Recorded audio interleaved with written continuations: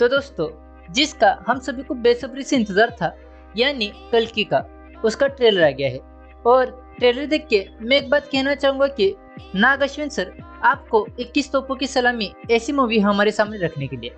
बाकी ट्रेलर मुझे काफी अच्छा लगा और वेल मेड लगा, लेकिन इस ट्रेलर से हमें क्या कुछ जानने को मिलता है इस मूवी के बारे में, चलिए इस पर बात करते हैं। दोस्तों, इस ट्रेलर की लेंथ 3 मिनट 2 सेकंड की है, जिसकी शुरुआत में एक नरेशन से हमें बताया जाता है कि इस दुनिया का सबसे पहला शहर काशी अब इस दुनिया का आखिरी शहर भी बन गया है, यानी सब कुछ खत्म हो गया है, बस काशी सिटी बची है।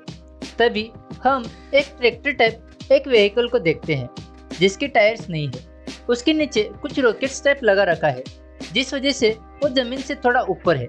इसके बाद हम डिस्टोपियन दुनिया के काशी शहर का प्रॉपर लुक देखते हैं, जहाँ पर हम घाट को भी देख सकते हैं जो पूरा सूखा पड़ा है, यानी गंगा नदी पूरी तरह से सूख गई है। यहाँ पर हमें एक मेन गेट दिखाया जाता है जो काशी सिटी के अंदर लेके जाता है। एंट्रेंस पर ही हम क्रीमेशन की डिवाइस को देखते हैं, यानी अंतिम संस्कार तो अभी भी हो रहे हैं, लेकिन उसके 500 यूनिट्स चार्ज है।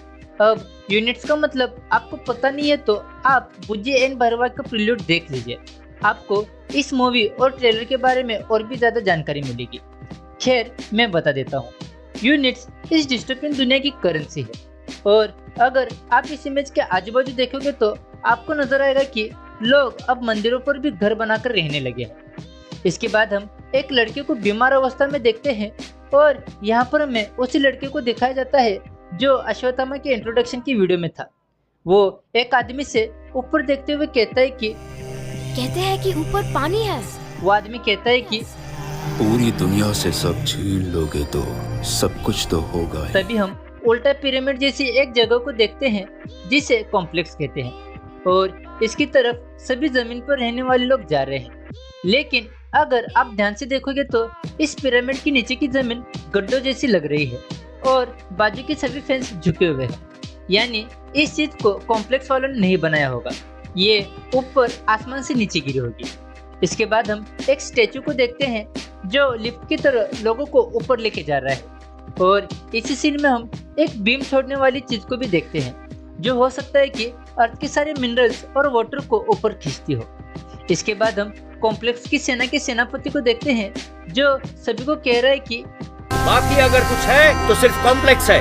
लेकिन अगर आप यहाँ ध्यान से देखोगे तो इनके पास सेबर टूथ है। भाई साहब, इनकी टेक्नोलॉजी इतनी आगे चली गई कि इन्होंने सेबर टूथ बना दिया। इसके बाद हम इन्हें शपथ लेता हुआ देखते हैं जो कहते हैं कि भगवान एक ही, सुप्रीम यास्किन, यानी इसमें इनके भगवान का नाम कली नहीं है, यास्किन है। इसके बाद हम उसी लड़के को देखते हैं जो अश्वत्थामा जी के पास जाता है और कहता है, पता है आप कितने लोगों को बचा सकते हो? यानी इस बच्चे को अश्वत्थामा की पावर्स के बारे में पता है, लेकिन अश्वत्थामा कहते हैं कि एक की रक्षा करने। इसके बाद हमें एक टूटे हुए धनुष्य बाण को भी दिखाया जाता है जो प्रोबेबली, मतलब मेरी थ्योरीज के हिसाब से शिव जी का धनुष्य बाण है, जिसे श्री राम जी ने तोड़ दिया था। तभी हम सेनापति को कहता हुआ सुनते हैं कि ये तो 6000 साल पहले दिखा था, अब रोशनी आने का समय आ गया है। तभी ट्रेलर उम्मीद की किरणों पर जाने लगता है, और हमें 2 पत्तियों को दिखाया जाता है। जिस दुनिया में पानी की एक भी बूंद नहीं है, वहाँ पर पेड़ आना किसी चमत्कार से कम नहीं है, और इसी चमत्कार का नाम है माँ। इसके बाद हम प्रेग्नेंट औरत को देखते हैं जिसे प्ले किया है दीपिका पादुकोण ने, जो कह रही है कि एक जान के अंदर दूसरी जान है। तभी अश्वत्थामा जी इस माँ को बचाने का ठान लेते हैं, और इसी वक्त हमें महाभारत का ये सीन दिखाया जाता है जिसमें अश्वत्थामा जी अपने हाथ में एक लाल झंडा लेके बैठे हैं। बट इस दौरान उन्हें कृष्णा जी ने श्राप दिया था, क्योंकि वो उत्तरा के पेट के बच्चों को मारने वाले थे, इसलिए अब वो इस माँ के बच्चों को बचाना चाहते हैं, और वो इस माँ को कहते हैं कि आपने अपने गर्भ में एक भगवान को स्थान दिया है, यानी इस माँ के गर्भ में कल्कि है। इसके बाद हमें अश्वत्थामा जी की ताकत को दिखाया जाता है, और ये सीन देख के मैं कहूँगा कि अब तक किसी भी डायरेक्टर ने अमिताभ सर को इतना पावरफुल प्रेजेंट नहीं किया है। इसके बाद हम भैरवा को देखते हैं जो कहता है, सुबह सुबह ये झगड़ा क्यों बुझी, कितना अच्छा सपना देख रहा था मैं। हम दोनों कॉम्प्लेक्स में थे। दोस्तों, यहाँ पर हमें जो भी सीन्स दिखाए गए हैं कॉम्प्लेक्स के, वो सिर्फ भैरवा के नजरिए से दिखाए गए हैं। अभी तक नीचे रहने वालों को पता नहीं कि कॉम्प्लेक्स के अंदर की दुनिया कैसी है। तभी एक आदमी कहता है, 1 मिलियन यूनिट्स है क्या तेरे पास? यानी कॉम्प्लेक्स में जाने के लिए भैरवा को 1 मिलियन यूनिट्स चाहिए।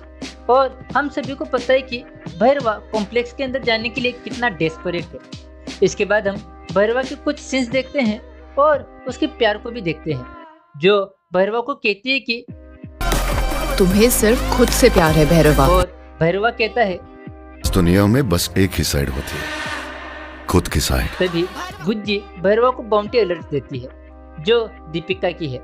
इस बाउंटी में हम देख सकते हैं कि दीपिका का जो कैरेक्टर है वो कॉम्प्लेक्स के फर्टाइल लैब सब्जेक्ट में 2886 से यानी 12 सालों से है और अभी भाग गई है, जो 150 दिनों की प्रेग्नेंट है। इसकी कॉम्प्लेक्स वालों को बहुत जरूरत है। दोस्तों, अगर आपने पूरा ट्रेलर देखा है और कमल हसन के कैरेक्टर को भी देखा है तो मेरी थ्योरी ये है कि कमल हसन का कैरेक्टर किसी रेयर डिसीज से जूझ रहा है, जिस वजह से इसने बहुत सारी लड़कियों को अपने लैब में रखा है, जिस सीन को हमने कल्कि के सबसे पहले ग्लिम्स में देखा है।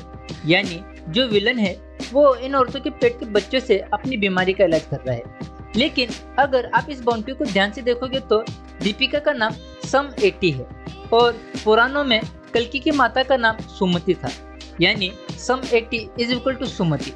इतना बड़ा इनाम सुन के भैरवा सम 80 के पीछे लग जाता है और अश्वत्थामा जी उसे रोकने की कोशिश करते हैं। दोस्तों, यहाँ पर हमें पता चलता है कि भैरवा कॉम्प्लेक्स वालों के लिए काम करेगा और अश्वत्थामा से लड़ेगा। यहाँ पर हमें कुछ फाइट सीन दिखाए जाते हैं जिनमें हम क्लियरली नोटिस कर सकते हैं कि अश्वत्थामा भैरवा से ताकतवर और बड़े हैं। इसीलिए भैरवा अश्वत्थामा को हराने के लिए कुछ वेपन्स बना रहा है। और भाई, अश्वत्थामा जी इतने पावरफुल है कि वो बुजीपोड़ को अपने पैर से ही रोक लेते हैं। इसके बाद हम कुछ रेबल्स को देखते हैं जो हो सकता है शंबाला सिटी में रहते हैं, जिसका मेंशन प्रिल्यूड में भी था और यहाँ पर ही कल्कि का जन्म हुआ था। ये रेबल्स अभी भी भगवान को मानते हैं और इनमें उम्मीद की किरण अभी भी मौजूद है। और अगर आप इस फाइट पर ध्यान दोगे तो यहाँ पर हमें पता चलता है कि ब्लू लाइट की वेपन्स यानी अच्छाई और रेड लाइट्स के वेपन यानी बुराई। और हो सकता है कि ये फाइट मूवी के एंड में हो, जहाँ पर कल्कि का जन्म होगा। इसके बाद भाई आता है विलन। अब जाके पता चला कि मेकर्स ने कमल हसन के कैरेक्टर को इतना छुपा के क्यों रखा है।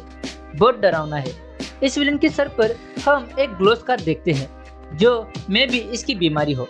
लेकिन तभी कमल हसन कहते हैं, डरो मत, एक नया युग आ रहा। इनकी इतनी आवाज ही काफी है डराने को। इसके बाद भाई ये सीन थिएटर स्टेडियम में बदल जाएगा। दोस्तों, कल्कि का ट्रेलर बड़ी बारीकी से बनाया गया है, जिसमें सिर्फ मोटे मोटे हिस्सों को हमारे सामने पेश किया है। बाकी मूवी की स्टोरी क्या होगी ये अभी भी सीक्रेट है। देखते हैं इसके सेकंड ट्रेलर में पता चल जाए, जो 20 जून को आने वाला है। बाकी मुझे ट्रेलर बहुत अच्छा लगा और एक भी जगह पर वीएफएक्स की कमी महसूस नहीं हुई। बस थोड़ा बीजीएम सही नहीं लगा मुझे। ट्रेलर ऐसा है तो मूवी कैसी होगी? मैं तो बहुत ही ज़्यादा एक्साइटेड हूँ कल्कि के लिए। और अगर आपने ट्रेलर देखा है तो आपको ये कैसा लगा और आप कितने एक्साइटेड हो कल्कि के लिए, आप हमें कमेंट करके बताइए। और अगर आपको मेरी वीडियो पसंद आई हो तो वीडियो को लाइक और चैनल को सब्सक्राइब करना मत भूलना। मिलते हैं आप सभी से अगली वीडियो में, तब तक के लिए देखते रहिए सिनेमा पंक्ति। आपने अपनी घर में एक भगवान को स्थान दिया है।